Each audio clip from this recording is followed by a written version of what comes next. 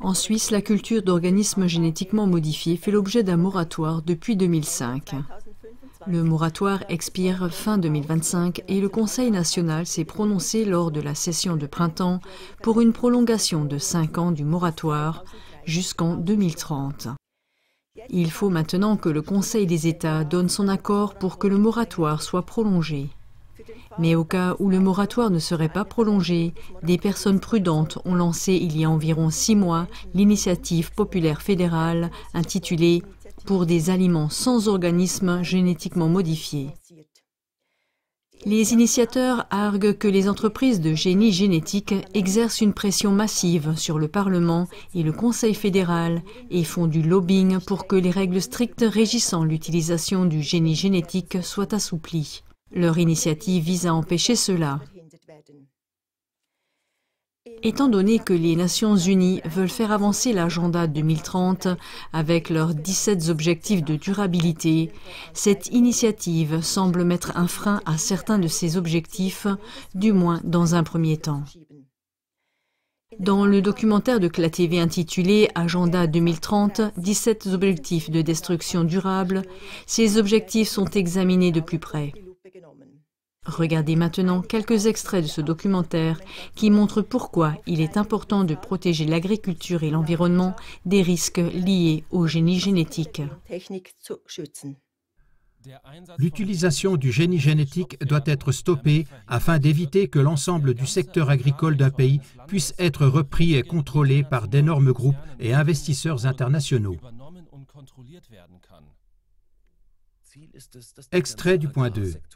L'objectif est que l'ensemble du secteur agricole d'un pays puisse être repris par d'énormes groupes et investisseurs internationaux. Ils pourraient recourir au génie génétique et à d'autres méthodes néfastes, ou ne produire que des aliments de mauvaise qualité, ou simplement laisser les terres en jachère pour créer des pénuries alimentaires. Celui qui détient la souveraineté sur la nourriture contrôle l'humanité. L'utilisation du génie génétique doit être stoppée afin de maintenir l'obligation d'étiquetage des aliments génétiquement modifiés. Extrait du point 13. Afin de déséquilibrer complètement les processus naturels de la nature, l'atmosphère est délibérément contaminée par des produits chimiques toxiques. Sous prétexte de pénurie alimentaire, les pesticides, herbicides et fongicides sont de plus en plus utilisés. En effet, les aliments naturels sont assimilés aux aliments artificiels et l'obligation d'étiqueter les aliments génétiquement modifiés est supprimée. Cela se fait sous le couvert du Codex Alimentarius de l'Organisation mondiale de la santé et de l'Organisation pour l'alimentation et l'agriculture. L'exemple actuel suivant montre que de telles évolutions ne se situent pas dans un avenir lointain. Migros, l'une des 2 plus grandes chaînes de supermarchés en Suisse, s'engage pour que le moratoire sur le génie génétique soit contourné et que le génie génétique se retrouve à l'avenir dans les assiettes suisses, sans contrôle strict ni obligation d'étiquetage. Ce qui est prévu, c'est une tromperie sur l'étiquette. Génie génétique doit être remplacé par nouvelles méthodes de sélection.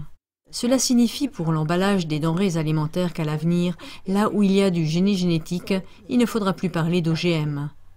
L'Association pour des aliments sans OGM s'y oppose et a rédigé une lettre de protestation à l'attention du PDG de Migros.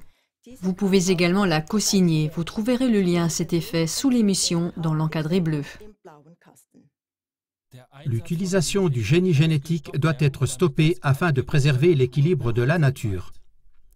Extrait du point 15. Soi-disant pour prévenir les sécheresses et l'extension des zones arides, des moyens chimiques et techniques seront utilisés pour interférer avec les cycles et processus naturels de cette terre. Cela détruira encore plus la biosphère, ce qui est l'un des objectifs des technocrates. L'élimination ciblée d'espèces végétales à l'aide de produits chimiques est leur remplacement par des plantes génétiquement modifiées qui ne se reproduisent pas d'elles-mêmes et qui non seulement n'apportent aucune valeur ajoutée, mais détruisent aussi l'équilibre de la nature. Il ressort de ces 3 extraits des plans de l'agenda 2030 des Nations Unies que le génie génétique, avec tous les risques qu'il comporte, doit être encouragé à l'échelle mondiale.